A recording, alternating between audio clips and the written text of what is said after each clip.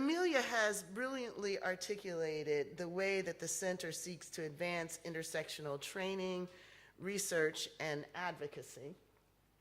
More specifically, in each of these areas, she's indicated that there are gaps that need to be filled by practice and by research. These are gaps between the realities that we face and the tools that are readily available to address these realities. These are the gaps that need to be filled. And in doing so, the center moves the entire field forward towards the promise of integrating theory and practice in a way that enhances the well-being of communities and nations as a whole. So to set the stage for today's conversations and for the work of the center more broadly, I'm going to offer a cursory window into intersectionality, trying to historicize the holes that I initially sought to fill with intersectionality, and to bring the framework forward to highlight the work that intersectionality continues to do. Now, my work, of course, is grounded primarily by the context in which I'm most familiar, the United States.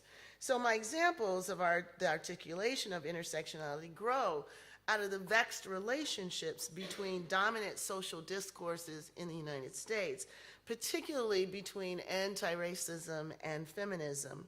However, intersectionality is obviously not limited to concerns related to the overlapping of race and gender power, as the traveling and adaptation of intersectionality across the world clearly demonstrates.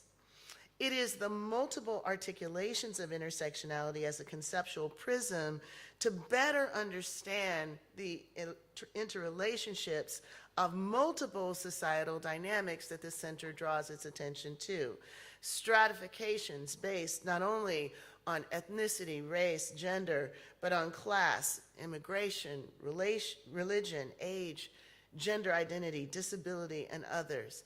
That is the promise, and that is the flexibility that intersectionality brings to our work.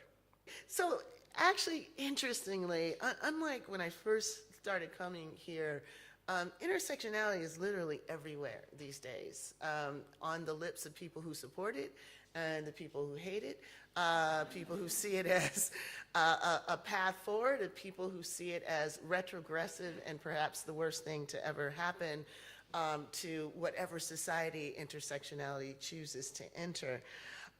Indeed, because of this, there are reasons to think that the important work of training people and introducing intersectionality is one of the most urgent tasks for intersectional practitioners today. Now, we've heard of intersectionality as everything from simply a buzzword to a stand-in for diversity or another word for complexity. It means that the work before us has to be focused on articulating intersectionality's broader implications, and also doing so in a way that elevates some of its challenges.